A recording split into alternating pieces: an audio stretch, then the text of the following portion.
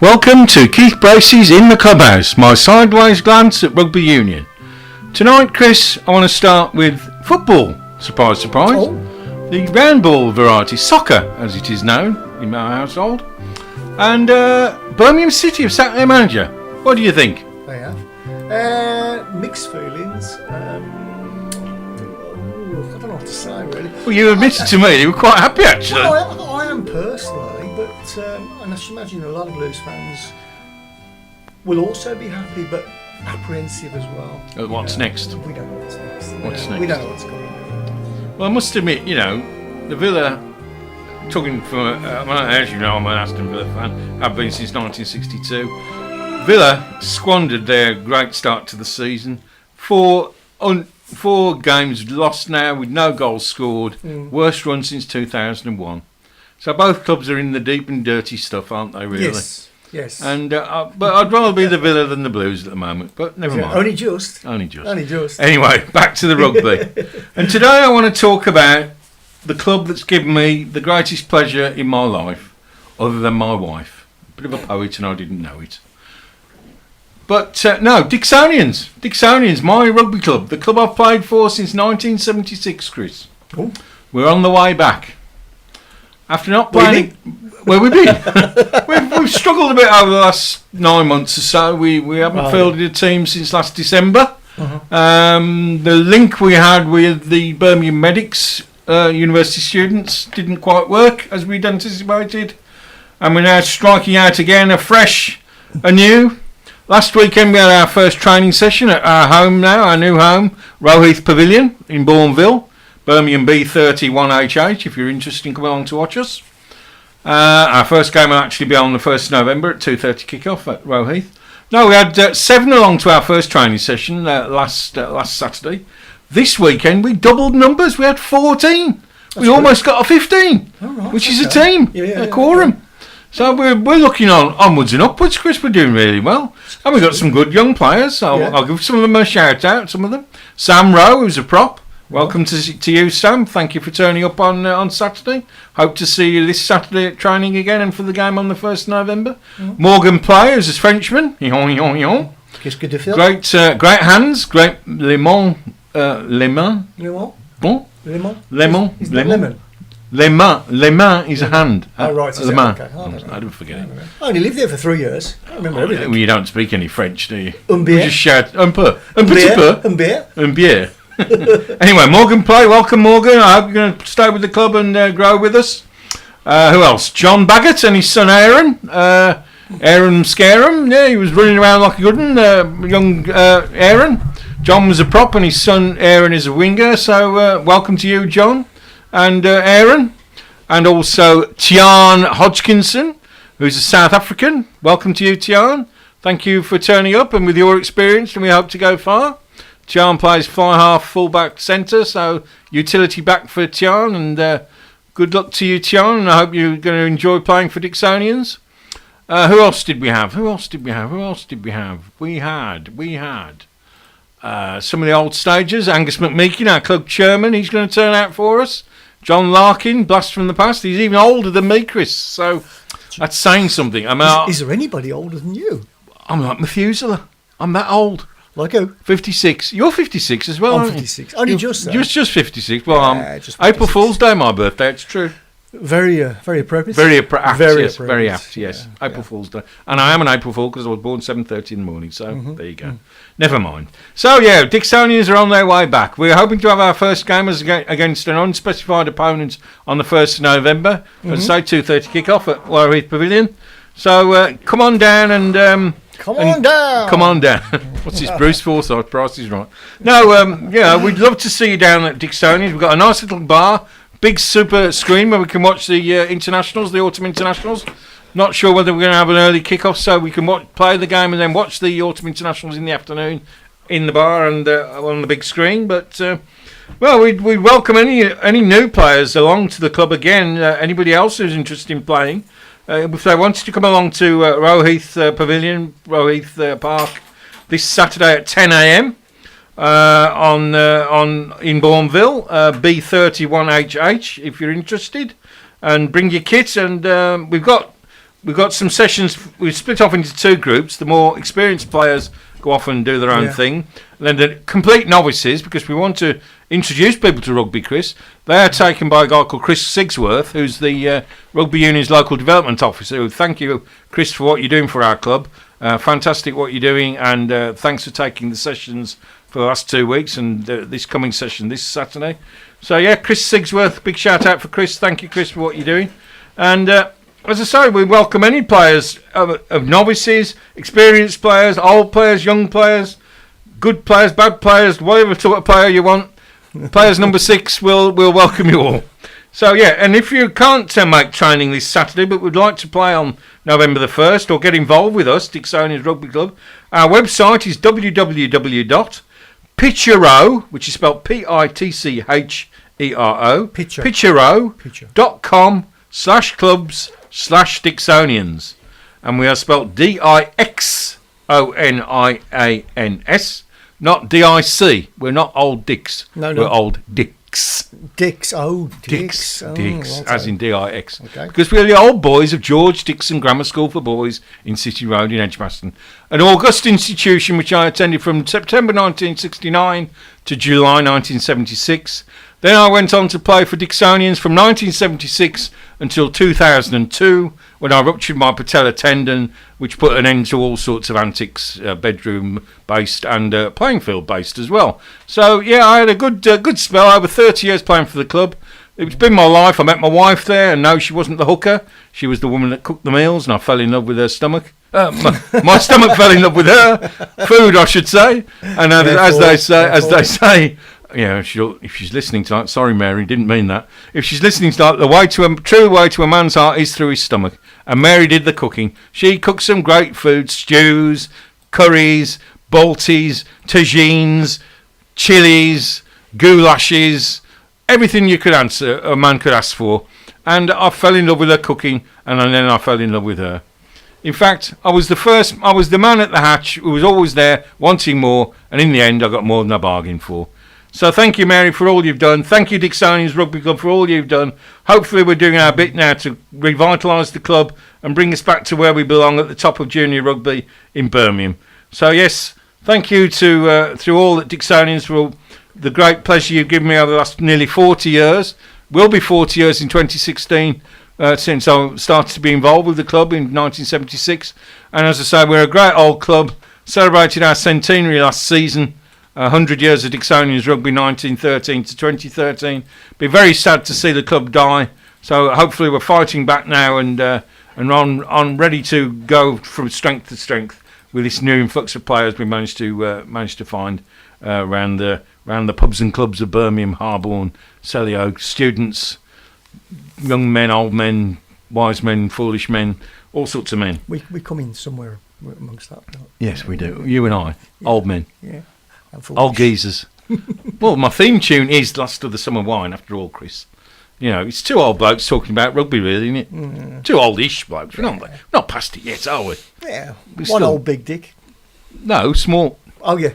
Oh, sorry. Old Dixonian, please. Dixonian, sorry. Old Dicks. Sorry, old Dixonian. That's what we are. They're the old Dicks. With an X, not a CK. Anyway. And if you're interested in getting involved with the club, please give our recruitment director, Tim Butler, a call. I'll give you 2 minutes to get your pens and papers ready, if you wish, to take down Tim's mobile number. So here we go. Tim Butler is our recruitment director, and if you're interested in playing for us, as I say, either go to the website, which I say is www.pitchero.com/clubs/Dixonians, or give Tim a call on 07765 285 780. Look forward to welcoming you. Anybody who can play, just wants a drink, wants some convivial rugby hospitality. You can even meet me and have my autograph if you wish, because I shall be there on Saturday the 1st of November at our first game of the season, as I say, against an unspecified opponent as yet. We don't want to thrash them too within an inch of their lives, Chris, do we? So we're trying to just balance who we play into, so they're not too difficult an opponent, not too easy, but just right for our standard of players. So, yes, thank you to Dixonians for all you've done for me, and I hope that by giving something back to this great old club that we managed to once again become one of the top junior clubs in the Birmingham area. Right, Chris, moving on, as they say. This weekend saw the start of the new European Cups, the European Rugby Champions Cup and the European Rugby Challenge Cup. Of course, it's a lot more complicated now, isn't it? It is a lot more complicated. Before, it was just the Heineken Cup and the Amlin Cup. I mean, these two new cups, as I say, the European Rugby Champions Cup, it's a bit of a mouthful, really, Chris, and the European Rugby Challenge Cup, haven't even got sponsors, Chris, which is a bit of a problem, really, when you're trying to sell it to TV. I mean, but Sky have got most of the got most of the coverage, but we could do with a sponsor. Problem is, it's appealing across Europe. It's a pan-European competition. So what would sell? You know, Heineken sells beer all over Europe. Yeah. But you know, Tesco wouldn't want to sponsor it because they haven't got shops in France or in Italy, where the Heineken Cup, where the European Champions Cup is played. You need a pan-European multinational company to sponsor it. Somebody like Unilever or Philips or who else? EDF Energy, who've got energy interests in the UK. So come on, RFU, and come on, European Rugby Cup Limited, or whatever you're called, European Champions Rugby Cup, whatever. Get a sponsor on board, and let's get promoting this new competition for European clubs. And as I say, the biggest change has been that there's been a reduction in the number of clubs taking part. There were 24 clubs taking part previously. It's down to 20 clubs now, and two of the Welsh regions have missed out, Cardiff Blues and Newport Gwent Dragons, because of where they finished in the Pro 12. New local club London Wasps won a two-legged playoff with Stade Francais to get into the European Champions Cup, and it's the first time that Wasps have played in the top European competition for 3 years, being the last English club to win the competition in 2007 when Lawrence Delalio was captain, and no English club has won the European top European Cup competition since then, since 2007. No English club, as I say, with Leinster winning the cup, the top cup, the main cup, as I say, European, what is now known as the European Champions Cup, Champions Rugby Cup, 3 times in that time, and Toulon winning it twice with back-to-back victories in the last 2 seasons. So they're going for their hat-trick at Toulon. Another major change is there as I say, there's no sponsor for the Europe Champions Cup or the Challenge Cup, and we could need to rectify that as soon as possible if we want to promote our sport properly. So some of the standout results of the first weekend of fixtures. The one that stood out for me was Glasgow Warriors' absolute thumping of Bath, 37-10 in Glasgow, with a 6-try demolition of the English Pretenders, who had carried all before them this season in the Aviva Premiership. The Glasgow Warriors coach, Gregor Townsend, the ex-Scotland fly half, is creating something of a stir up north in Glasgow, which we would expect to be a rugby desert, really, with the city being dominated by those 2 huge soccer clubs, Glasgow Celtic and Glasgow Rangers. Traditionally, it's been Edinburgh, which is the more genteel and gentler of the 2 cities, that has dominated Scottish rugby, and of course the Borders. And it's sad that the Borders around Hawick and Galashiels and Melrose doesn't have a presence in Scottish rugby without a club or a franchise. However, Edinburgh in disarray, and Glasgow are going from strength to strength. It can't be long before the call comes from his country for Townsend to step up as national coach. At the moment, they've got a South African, Vern Cotter, who has just picked Gilchrist as the captain for the Autumn Internationals for Scotland, 24 years of age. Got a number of serious injuries, but they have got some good players, Scotland. Gregor, as I say, Stuart Hogg and Laidlaw, the scrum half, who plays for Gloucester now. So I expect to see an improvement in Scottish rugby. As I say, Glasgow Warriors thrashed Bath, the English pretenders to the crown, 37-10 in the first round of games in the European Champions Cup, the top cup competition in Europe this season. Other notable results were Sale 26, Munster Munster, not Herman Munster. This is Munster, the rugby province from Ireland. Yeah. 27. So the Sharks were out Munstered by they were mullered by the Munster men. You just made up a new word. Out Munstered. Munstered. The monsters from Munster mullered the Sale Sharks 26-27 with Michael Keatley kicking a last-minute drop goal to snatch the win from the Sharks. Danny Cipriani, who might got an England call this week on Wednesday, as I say, because the England squad for the Autumn Internationals is being announced on Wednesday by Stuart Lancaster, the England coach. And here I just want to make a quick departure and give you what I think will be my England 15 for the game on the most important game of this Autumn International Series on November the 8th against the All Blacks. For England, I think this team will tread the turf of Twickenham. At number 15 fullback will be Mike Brown. Number 14 will be Johnny May, the Gloucester winger, ex-Moseley man.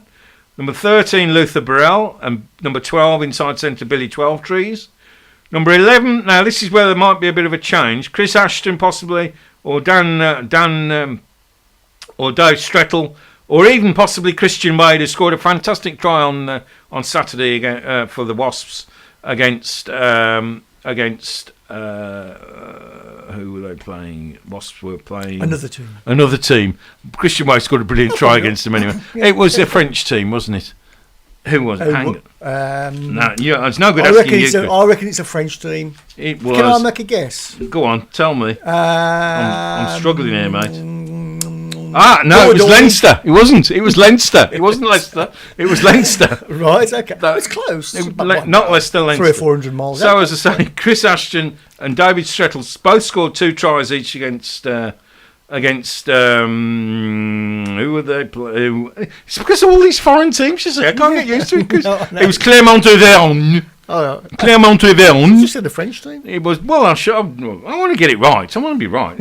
As I say, both Chris Ashton and Dave Strettle are vying for that left-wing berth in the England side, scored a brace of tries each against Clermont-Auvergne in Saracens' 33-26 win against Clermont, who are the second-ranked French team, after Toulon, who are the double Heineken champions, Heineken Cup champions, going for their third European Cup Champions Cup Rugby Cup victory in a row.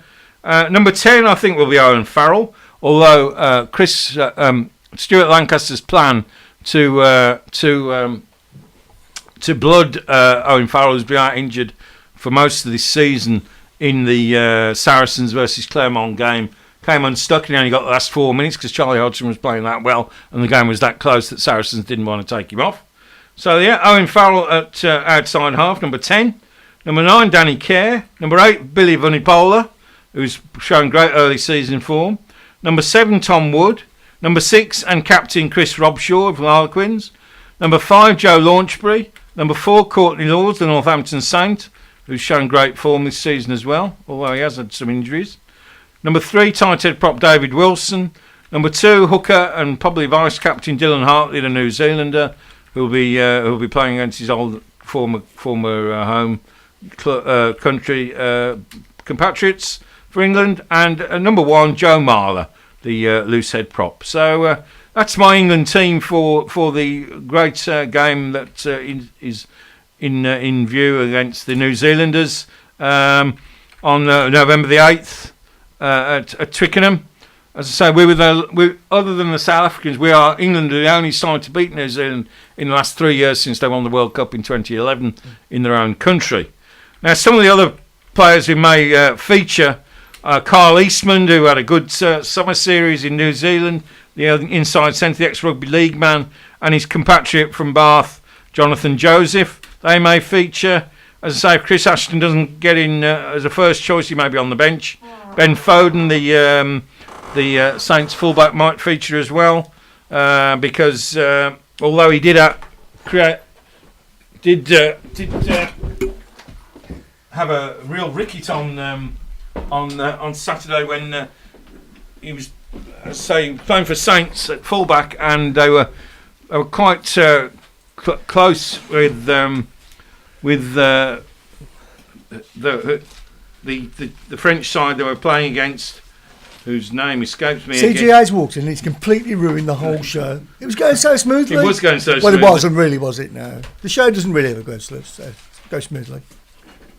But no, Ben Foden made a real ricket and let a try in, which lost Saints the bonus point in their game. So he may not feature. Others who might feature: Matt Creswick, the Gloucester open side; Rob Webber, the Bath hooker; Ben Youngs at scrum half might be on the bench for covering for Danny Kerr. Danny Cipriani might be covering for Owen Farrell, or it might be George Ford, the young pretender, who's been playing really well for Bath this season down in the West Country. So I'm not sure that that England side will defeat the All Blacks. As I say, they've come off a great win on Saturday against the Australians. They secured the Bledisloe Cup by a last-minute try when they defeated the Australians 29-28 in Australia, and it was a real sobering effort for the Australians. They lost 3 games on the bounce in the Rugby Championship now. They lost to South Africa. They lost the first time to Argentina as well, and now they've lost to New Zealand to lose the Bledisloe Cup. As I say, Fekitoa, not Krakatoa, Fekitoa scored a last-minute try to defeat the That's what I said when I stubbed my toe. Stub your toe. Fekitoa. So yes, it was a bit of a. As I say, the All Blacks were trailing 25-15 after 60 minutes, and 28-22 in the dying seconds of the game. And rugby's get out of jail experts. If you remember, about 2 years ago, they were doing the same to Ireland, who have never ever beaten the All Blacks, and they scored a last-minute try, and they absolutely destroyed Irish hopes with a last-minute victory. And they did the same again to the Australians in this game. And a last-minute try by the All Blacks replacement fly half Colin Slade then held his nerve to stop the conversion to win the game for the Blacks. And I can see, the All Blacks did it to England in the summer in New Zealand, and England are going to have to play really, really well on November the 8th to defeat the All Blacks, whereas the All Blacks will need to play off their best game, and they are playing some brilliant rugby at the moment. So it'll be a tough competition between England and New Zealand on the 8th of November. Back to the European Cup rugby, and I was talking about Sale 26 months to 27, with Michael Keatley kicking a last-minute drop goal, much as the All Blacks did almost by snatching the game from the Sharks for the Munstermen. Now, Michael Keatley replaced the mercurial Ronan O'Gara, who's retired to the betting shop. Pardon? He retired to the betting shop. He's bought one? No, he likes betting. Oh, right, okay. He spent all his money on the GGs. Yeah. And did you say that Michael Owen's horse? Is this like allegedly? Or? No, it really could be allegedly. Okay. But he does like a bet, this Ronan guy. Sadly, he's had to retire now, so I don't know what he's doing now, Ronan. Good evening to you, my old son. Be Jesus. Be Jesus, yes. Sorry for being racist about Irish everything people. now. Sorry. Anyway, no, did you see that Michael Owen's horse, whatever it's called? I know he's always been into horse racing. He has, but he was in a big race at the weekend, and it didn't start. He threw its jockey off before it even got started. 3,000 miles to go and watch it, didn't he? Did he? Did he? Poor bloke. Couldn't happen to her. He's a nice bloke, though. He's a nice bloke. He's very unassuming, isn't he? But he likes his horse racing. But yeah. So I can't remember the name of his short horse. career as well, actually, for a footballer, really. Yeah, true. I mean, he's made plenty of money, though. Oh, yeah. Michael Owen playing for Real Madrid and Liverpool and all those top clubs, Manchester United. He's had a real good run. Good run, yeah. So yeah, but big shout out for Michael and the betting shops. So another good result for was the one for Saracens against Clermont-Auvergne, where they beat by 30 points to 23 with the England fly-off Charlie Hodgson, ex-England fly-off Charlie Hodgson, pulling the strings and letting 2 England rejects, Chris the Splash Ashton, who was the man who used to dive up in the air and Ash the Splash. Remember him? I reckon he probably still does dive up in the air. Well, I think they've tempered it somewhat. They told him to stop it. Or they drop him. So just stop it. Just stop it. I said to him, don't do that. Stop it. You're going to hurt yourself. Play rugby, hurt yourself? Never. Anyway. Yeah, so Dave Strettle and Chris Ashton scored a brace of tries to defeat Clermont-Auvergne, and Charlie Hodgson kicked his goals. And as I say, both of those guys, Ashton and Strettle, might be Ashton and Strettle. Sounds good, doesn't it? Sounds like a solicitors, isn't it? no. It sounds more like a soul duo from the '60s, doesn't it? What was it? McFadden and Whitehead. Ashford and Simpson. That's what I'm thinking of. Thank you, Mr. DJ. Mr. DJ. Yes, thank you, Mr. DJ. And of course, they weren't from the 60s either. Well, they're from the '70s, 80s. '80s. Ashford. you're Solid as a rock. There's a rock, that's the one. Solid as a rock. I remember. Yes. Can you see from Good there? song. Yeah. Good songs. Can I see from where? Are you being rude? No. You Me? naughty boy. Anyway, back to the rugby. We just had a digression to 80s Motown. It wasn't Motown in the 80s, was it? It was the Philly sound, was it? I can't remember. The sound of Philadelphia. wasn't Sound it? of Philadelphia. Yeah. Not the cheese, it was the city. But never mind. Quite nice, actually. Philadelphia. I like Philadelphia. I love It's Philadelphia. made by Kraft. And Cadbury's now. Have you tried the chocolate Philadelphia? Chocolate Philadelphia? Yeah. Never had It it. sounds like it shouldn't work, doesn't it? Sounds like a marriage made in heaven. beautiful. Or hell. It's Depending beautiful. on. Is it chocolate Philadelphia? Oh, yes. Chocolate Philadelphia? Yeah, The chocolate combination of Cadbury's chocolate and Philadelphia Yeah. cheese. Yeah. Try it. Philly choc. Yeah. Philly choc. Philly jock. Anyway, never mind. That's what the rugby players do. They fill their jocks. Oh, yeah. No, well, quite well actually, some of them. But never mind. With the, as I say, the All Blacks have just announced their squad for the autumn series. They're playing 4 games. I think they're playing the USA first up in Chicago, so an easy one there. They'll probably put 70 points on the USA. Then, as I say, they've got England at Twickenham, and then they play. I'm not sure who the other 2 games are against, but I think it might be Scotland and Ireland. Can't remember. But they welcome back Dan Carter and Sonny Bill Williams to their squad, 34-man squad for the autumn series. Dan Carter, possibly the greatest rugby player in the world. He's been out injured for a while, broke his leg in August, was made a quick recovery. And Sonny Bill Williams is also a middleweight boxer. And he's also been playing rugby league for the Newcastle Warriors. Right. The New Zealand Warriors, I think they're Yeah, called. In the NRL, the National Rugby League in Australia. As I say, so Carter and Sonny Bill Williams will be in the squad for New Zealand, which makes things even tougher for England on November the 8th. So if Carter's playing, I can't. It's a big rush back, but he might make it for the 8th. It's a bit of a, as I say, he only broke his leg in August, so we'll have to wait and see. It might have been a fracture rather than a full break, but it's a big ask for Dan Carter to be back playing against his top of his game against England on November the 8th, when we're at October the 20th currently. Some other prominent games. Leicester defeated Ulster at Welford Road 25-18, with the Irishman seizing a bonus point. However, England lost Manu Tuilagi, who played really well in the summer against New Zealand, and is possibly England's talisman, the big centre, who's built more like a prop forward than a centre.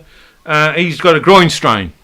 Oh. Enough said, Chris. Yeah. Plenty of groin strains. Yeah, definitely. But the thing is, he was out for 3 weeks with it, rushed back to play against Ulster in the European Champions Cup this weekend, and he's done it again. He's tweaked his groin again. You ever tweaked your groin, Chris? No, not likely. Not for a while. Groin Actually. strain. Green string. Anyway, he's got a groin strain, so he's out. He'll probably be out of the autumn series, which is a big blow for England. But so they've got 2 good replacements: Billy Twelvetrees and Luther Burrell, with also Jonathan Joseph and Carl Eastman as backup from Bath, who have been setting the Viva Premiership alight this season. Let's see, where do we go next? Leinster defeated Wasps at the Royal Dublin Showground. Sounds more like where you two might be, Royal Dublin Showground. 25-20. The Wasps have stormed into a 20-7 lead with a stunning try from my tip for the top, Christian Wade, young England hopeful Christian Wade, and then seen 10 points from fly-half Andy Goode, who seems to have been playing forever and might be in his 40s now. But he started with Leicester and then went to Wasps and then Worcester and back at Wasps, and he's a real stalwart of the Aviva Premiership, is Andy. He knows how to run a game. However, Leinster stormed back into the second half to win the game, but Wasps secured a losing bonus point. Champions Toulon defeated a dogged Scarlet side from Wales 28-18 in a dour game, with England's Stephen Armitage scoring a try. Stephen Armitage, who was the brother of Delon Armitage, who played England fullback 3 or 4 years ago, but had disciplinary problems and was sacked from the side.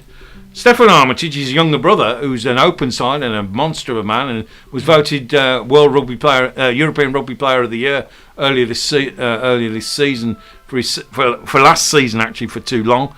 Great player. England would benefit from having him in their side. Frankly, for me, I'd play Stefan Armitage open side.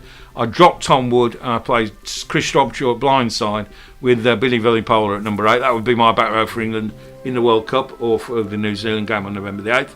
But it looks as though Stefan Armitage isn't going to come back to English rugby, so he'll be lost to England rugby for the World Cup and possibly for the future, because he has mentioned that he might try and qualify for France.